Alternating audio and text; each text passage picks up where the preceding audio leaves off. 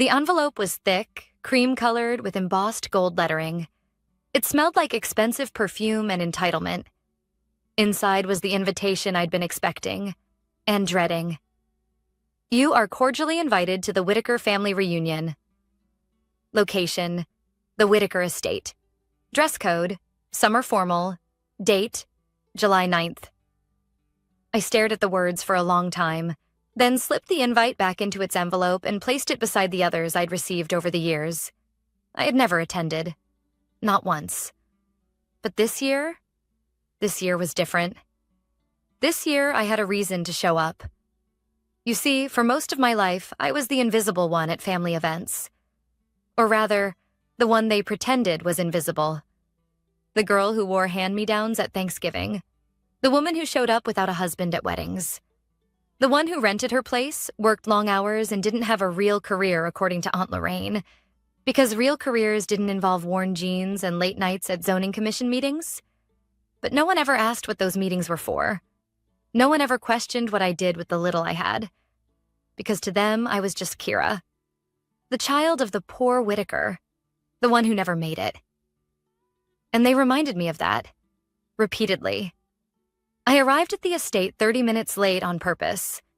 Long enough for the champagne to start flowing, but early enough to still be noticed. The driveway was still gravel, the same as it had been when we were kids, though the cars had certainly changed. Mercedes, Teslas, a Porsche. I parked my modest hybrid down the road and walked up the rest of the way. They were all there. Clinking glasses, lounging under white parasols. Perfect tans, linen dresses. Laughter that always carried a note of competition. "Kira," someone said with exaggerated surprise.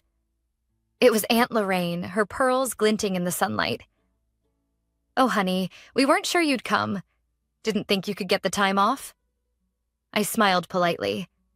Managed to fit it in. "Still working for that little consulting thing?" she asked, waving her hand vaguely. "Still at it," I replied. I didn't mention the name of my firm. Not yet. Uncle Gerald raised his glass as I passed. "Look who's finally made it. The prodigal niece returns. We were starting to think you were allergic to the family." "Just wanted to make sure I was really missed," I said, keeping my voice light. It was all superficial. Fake hugs, air kisses, 2 bright smiles. But behind it, the judgment was always there, whispered under breaths, eyes scanning me from head to toe. Noticing the Target sandals, the plain navy dress, the simple bun in my hair. And then came the moment. It always did, like clockwork. We were seated for lunch at long picnic tables under canopies. The wine was flowing freely. And then my cousin Harper, who had just closed on a 4-bedroom in the suburbs, leaned in with that sugary voice I remembered so well from high school. "So, Kira," she said, just loud enough for the table to hear. "Are you still renting?" I smiled and took a sip of my iced tea. "I am." Another cousin laughed. "You're what, 35 now? You've got to get out of that cycle sometime." "That's right," Harper added, adjusting her diamond bracelet. "It's time to grow up and build some equity." Someone else chimed in. "We were just talking about how crazy the housing market is. I mean, if you don't already own, you're kind of stuck." I looked around the table. They were all so comfortable, so sure of themselves, so certain I was still the same Kira they remembered. I was quiet for a moment. Let the silence stretch just enough to make someone uncomfortable. Then I leaned forward, still smiling. "You're right," I said. "It is a tough market. Harder than ever to afford a place, especially if you're trying to buy in this neighborhood." A few nodded in agreement. "That's why I decided to go a different route," I continued. "Instead of buying a house, I bought the building." They blinked. "What building?" Aunt Lorraine asked, frowning. I placed my napkin on the table, stood up slowly, and turned to look at the row of townhouses just across the lawn, the ones where most of the family now lived. The Whitaker residences, newly renovated, popular with high-income renters. "That one," I said, pointing. Laughter died. Forks paused midair. Someone choked on a sip of wine. You mean, you own it? Harper's voice cracked, eyes wide. I nodded. Every unit. The LLC is under my firm, Whitestone Equity. Bought it 3 years ago. Quietly. Silence fell like a thunderclap. And in that moment, I wasn't the poor cousin. I wasn't the renter. I wasn't the nobody. I was the one who held the keys. And they had no idea what was coming next. For a long moment, no one spoke. The breeze fluttered through the canopy, brushing over half-finished glasses of wine and untouched slices of quiche. Faces once flushed with laughter now stared at me with blank, blinking confusion. It was Aunt Lorraine who finally broke the silence, forcing out a brittle laugh. Oh, Kira, don't be ridiculous. You're always so dry with your humor. I tilted my head. I'm not joking. My Uncle Gerald leaned forward, one eyebrow raised as if inspecting a rare bug under glass. You're telling us you own Whitaker Residences? His tone was measured, skeptical, like he was waiting for me to admit I was bluffing. I am, I replied calmly. Through my firm, Whitestone Equity. Purchased the building in 2020 during the market dip. Renovated every unit, updated plumbing, insulation, security systems, brought in local contractors. Their expressions flickered. You're saying you bought it? Cousin Harper asked, voice tight. That entire complex? I nodded, taking a slow sip of my tea. That's impossible, she said, nearly to herself. You were, what? Still renting a 1-bedroom and working part-time? 2 bedrooms, I corrected. And I was never part-time. I just didn't advertise what I was doing. Not everything worth building has to be loud. Harper scoffed, but the edge of panic was beginning to show. They were trying to do the math in their heads, retracing years they hadn't paid attention to, putting together pieces they never thought to ask about. They remembered the surface, my thrifted coats, my tiny apartment, the car with the chipped paint. But they had never asked what I did between 9 and 9 every day. The truth was, after my divorce at 29, I had nothing left but my name, a small savings account, and an idea. While they whispered behind my back about how I'd failed at marriage and settled for less, I poured everything I had into understanding real estate. I took every class I could afford, volunteered for local development boards, shadowed investors, learned from property managers and zoning officers. By 31, I had scraped together enough for my first property, a rundown duplex no one else wanted. I flipped it on a budget, lived in half of it, rented the other half, and reinvested every dollar of profit. I didn't have a vacation in 6 years, didn't eat out, didn't upgrade my phone unless it physically broke. While they posted vacation photos in Tuscany and tagged themselves at rooftop brunches, I was walking construction sites in steel-toed boots. They had no idea, and they never asked. Why wouldn't you tell us? Aunt Lorraine asked now, more accusatory than curious. I met her gaze. Because the second I started doing something you didn't expect, it would have become a competition. A joke. A target. That's not true, she snapped. Isn't it? I looked around the table. You laughed at me for renting, for not settling down. You said I was wasting my potential. Not one of you ever asked what I was working toward. Well, Uncle Gerald cleared his throat. We just assumed. Exactly, I said. You assumed, and I let you. Because building in silence was safer than building under your microscope. Harper's lips were pursed so tightly they looked bloodless. You're saying we pay you rent? I'm saying I'm your landlord, indirectly, through my firm's management company. A slow, heavy realization rippled across the table. Their rent checks, their renewal notices, their maintenance requests, all quietly landing on the desk of the cousin they'd spent a decade underestimating. Jesus, Harper muttered, and then, as if on cue, the blame began. This is manipulation, Aunt Lorraine huffed. You hid this from us. It's business, I said, and you never looked close enough to see it. Harper slammed her glass down. What are you going to do? Raise our rent? Kick us out? I leaned back in my chair. Why would I do that? You're good tenants, mostly on time, minimal damage. I like to keep stable renters. Then what's the point of this? She snapped. You wanted to humiliate us? No, I said softly. I wanted to remind you that not every story you tell about someone is true. Sometimes the person you dismiss the most is building something you can't even see. They didn't know what to say. For once, they were quiet. Later that evening, as the sun dipped behind the hills and the party wound down, Harper cornered me near the garden. Why now? She asked. Her tone wasn't venomous anymore, just lost. Why come this year? I looked at her, truly looked at her, for the first time in a long time. Because I needed to know I wasn't afraid of any of you anymore, I said. And maybe I thought it was time you saw me clearly. She blinked, swallowed hard, and nodded without speaking.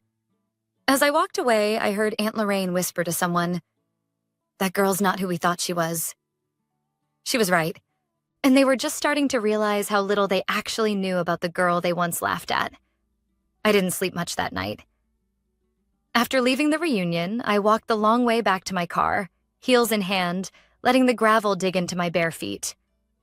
Not out of punishment, just to feel something real, something grounding. The same way I used to walk construction sites, letting the dirt remind me that foundations always come before finishings. The truth is, I hadn't gone to the reunion for validation. I had gone for closure. But closure, I was learning, wasn't as clean as a dramatic reveal or a single shocked expression. Sometimes it came in waves, long after the champagne was gone and the music had stopped. Long after the silence fell around you, thick and heavy with everything that had gone unsaid. When I got home, I sat at my tiny kitchen table, the one I'd kept even after upgrading my living space. I pulled out an old journal. Tucked between the pages was a folded letter in my mother's handwriting. She wrote it the week I dropped out of law school, the week I chose real estate classes over courtroom ambition. Kira, this isn't the path we imagined for you. We're worried. Real estate is unstable. Law is a profession. Be careful not to waste your potential. I didn't blame her. Not really. In this family, value was measured by status, degrees, titles, the illusion of stability. My mother had spent her life trying to fit that mold, marrying well, raising children who looked good on paper. She had never been taught that building something from the ground up with your own hands could be a legacy worth anything. The Monday after the reunion, I met with my team at Whitestone Equity. My assistant, Damien, gave me a long look before placing my coffee beside my laptop. You good? He asked. Still processing, I admitted. But yeah, I'm good. He smirked. Well, if it helps, the residents of Whitaker Residences just got the latest tenant satisfaction survey results. We're at 91%. Looks like your humble life is working out. I smiled, grateful for the levity. But there was something else. Something lingering at the edge of my thoughts. A detail I hadn't wanted to admit out loud. They lived in my building. That was true, but they didn't just live there by accident. I had picked that building on purpose. 3 years earlier, when the property came up for sale, it was just another line item on a listing sheet. But when I saw the address, my stomach turned. It was where my Aunt Lorraine had moved after Uncle Gerald's financial setbacks, where Harper relocated after her husband's tech startup tanked, where my parents had quietly downsized after Dad's retirement fund took a hit. They hadn't told me, of course. They never told me anything. I only found out during a tenant background check. And that was when I made the decision. I bought it. Not to trap them or embarrass them, but to protect them. They had no idea, but rent increases in that area were pushing longtime residents out. I didn't want that to happen to the people I still, despite everything, considered family. I stabilized the rents, extended renewal options, quietly absorbed repair costs, and I never said a word. That afternoon, I got an email from Harper. Just one line. Can we talk? I debated ignoring it, but curiosity won. I sent her a meeting link and offered a time slot. She joined the video call 5 minutes early, hair pulled back, makeup minimal. not the polished, curated version of herself she usually showed. "I owe you an apology," she said before I could even speak. "I wasn't expecting one," I replied. "Well, you deserve it anyway." We sat in silence for a moment, awkward but not hostile. "I looked you up," she admitted. "Whitestone's portfolio, your projects. I had no idea." "No one did," I said.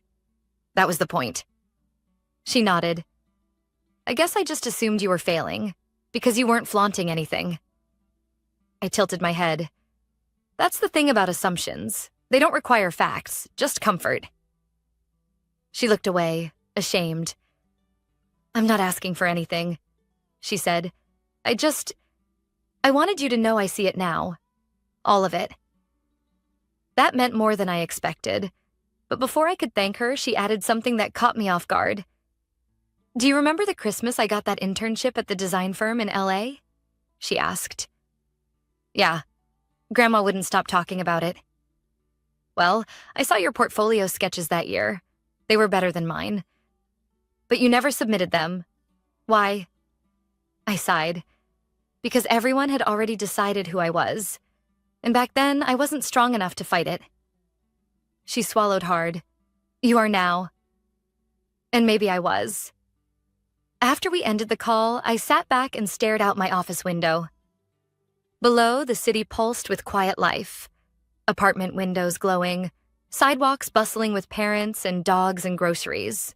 All these years, I thought success was about escaping the people who underestimated me. But now, I wondered if the real power was in quietly transforming the world they thought I could never touch. Not for revenge, but for redemption. Not just theirs. Mine.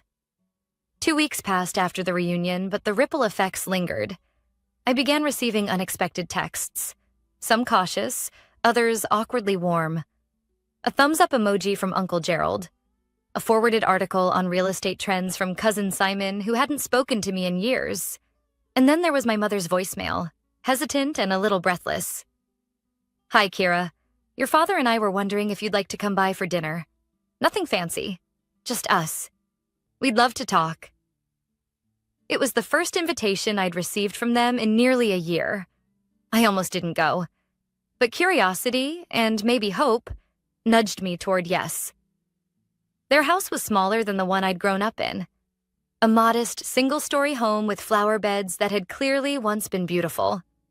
My father opened the door with a tight smile, and my mother stood behind him, wiping her hands on a dish towel. "Smells like rosemary chicken," I said softly. My mother blinked, surprised I remembered. "Your favorite," she said. We sat at the old oak table, the one they'd managed to keep from the big house. They asked polite questions about my work. I gave measured answers. Then my mother leaned in and said something that caught me off guard. "Why didn't you tell us you were struggling?" I set my fork down, because I wasn't. She looked confused. "But you lived so modestly." "I lived intentionally," I corrected. "I was building something. Quietly. Because I knew if I made even one mistake, the whispers would get louder." She flinched at that. Maybe she remembered the things she had let slide. The comments at holidays, the sideways glances, the small, constant erosion of belief.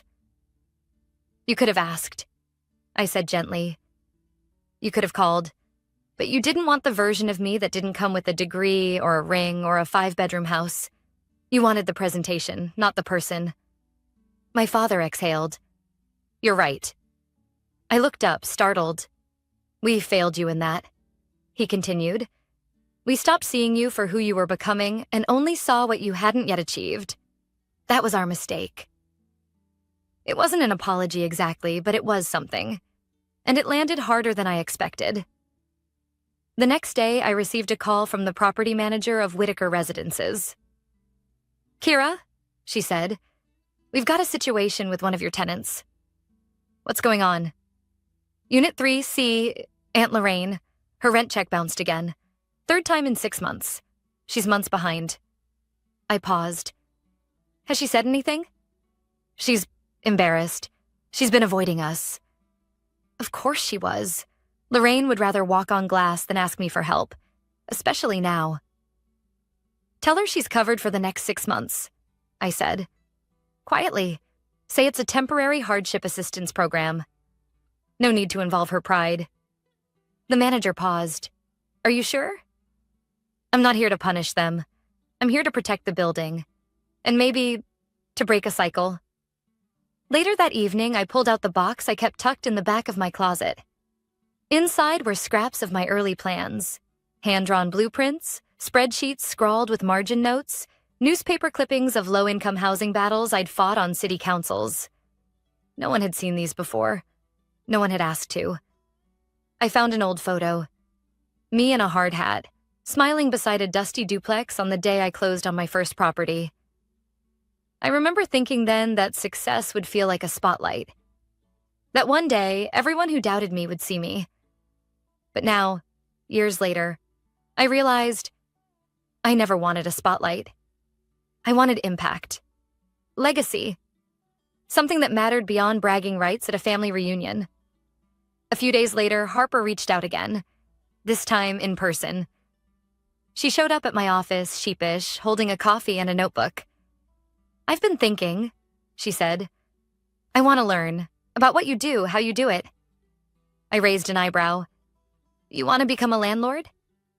No, she said. I want to become someone who builds, like you. Someone with purpose.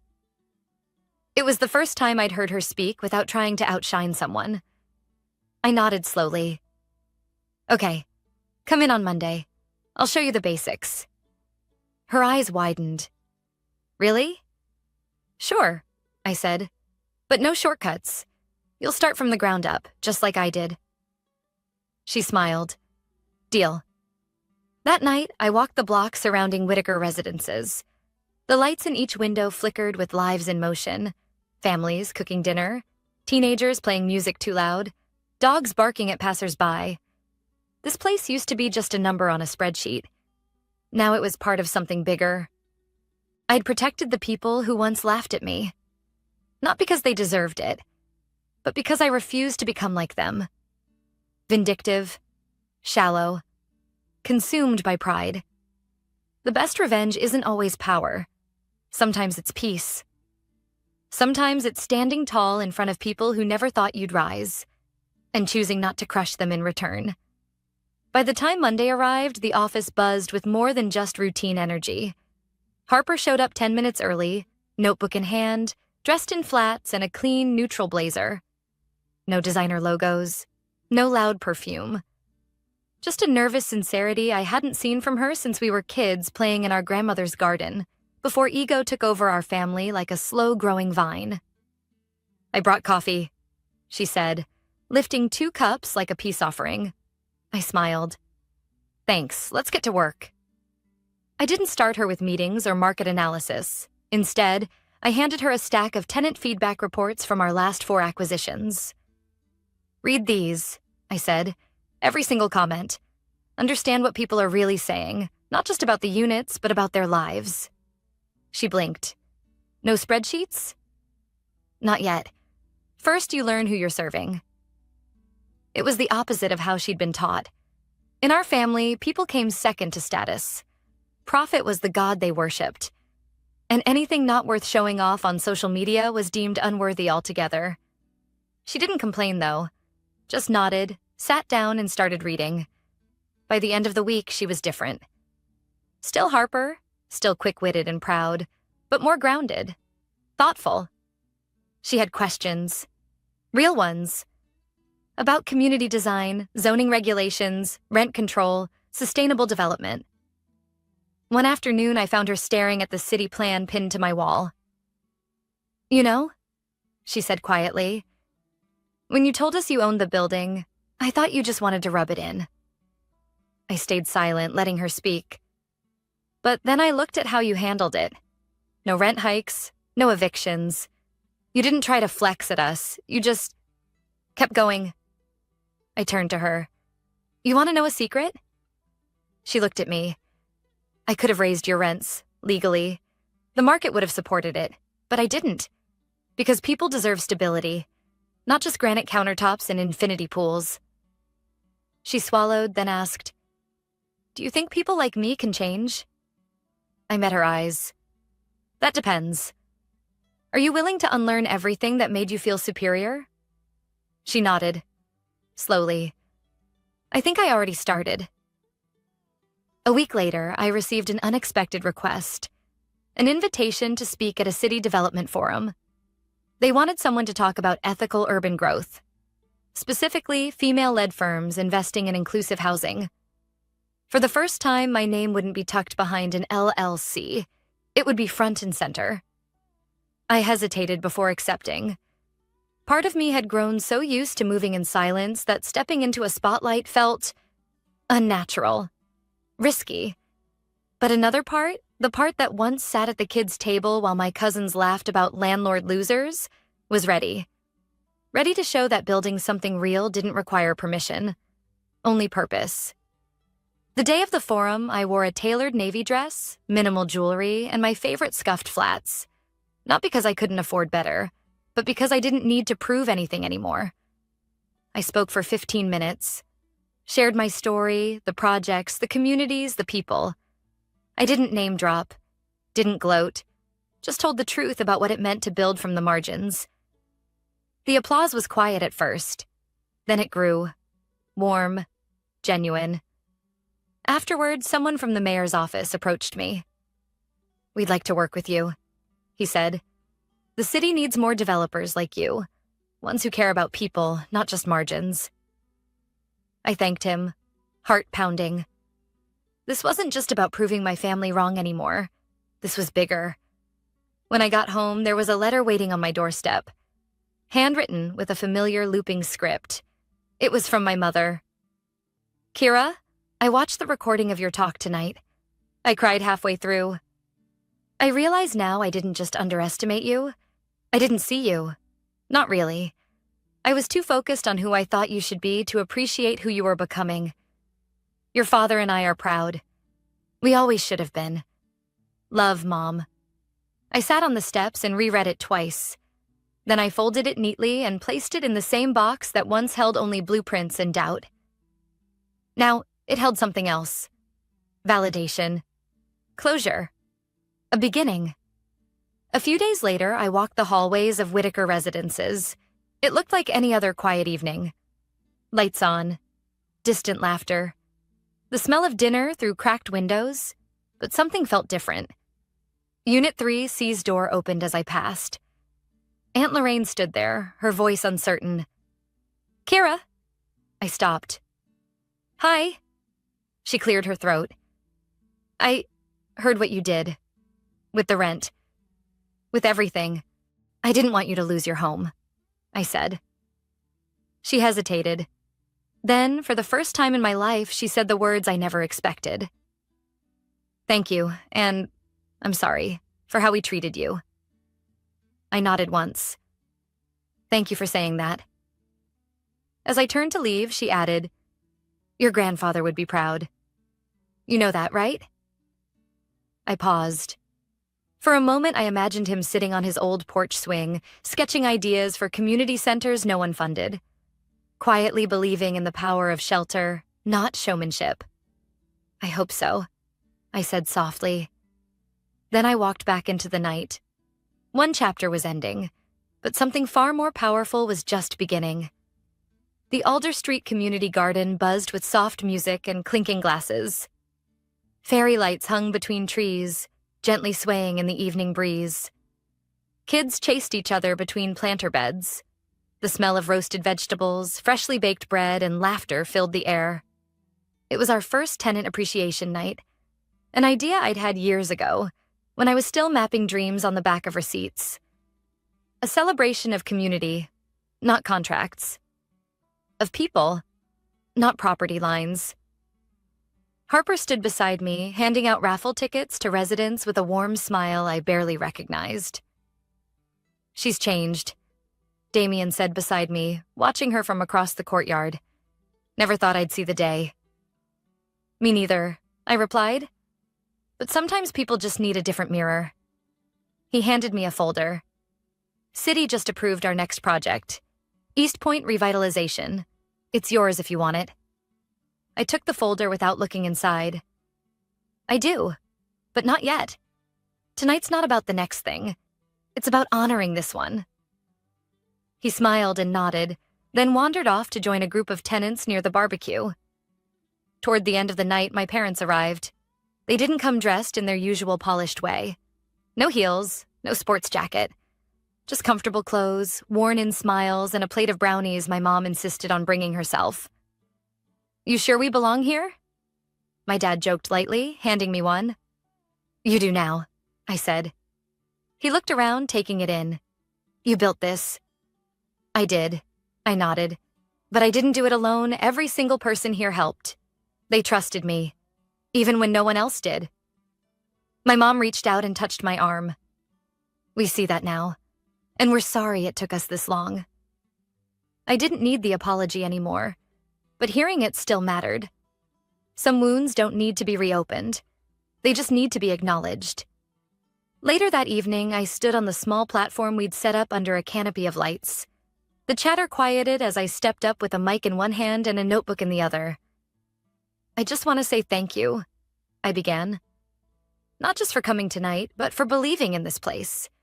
For being part of something I once only dreamed of." I scanned the crowd. Familiar faces smiled back. Residents, staff, neighbors, even family. There was a time not long ago when I was laughed at for not owning a house, when the idea of success was limited to square footage and price tags. But real success? It's quieter. It shows up in repaired roofs, safe hallways, neighbors who know each other's names. I paused, then added, "I used to think legacy was something you inherited. Now I know it's something you create. Brick by brick, lease by lease, story by story." The applause that followed wasn't thunderous. It was soft, respectful, real, and that was more than enough. As the event wound down, I noticed Aunt Lorraine sitting beside Mrs. Fernandez from 2B, laughing over a story about raccoons in the recycling bins. Two women who'd never met before tonight, now bonded over something small and strangely unifying. Harper stood at the beverage table, explaining tenant-first policy to a curious local official with unexpected confidence. And my mom, my elegant, proud mother, was dancing barefoot on the grass with a child from the building across the street.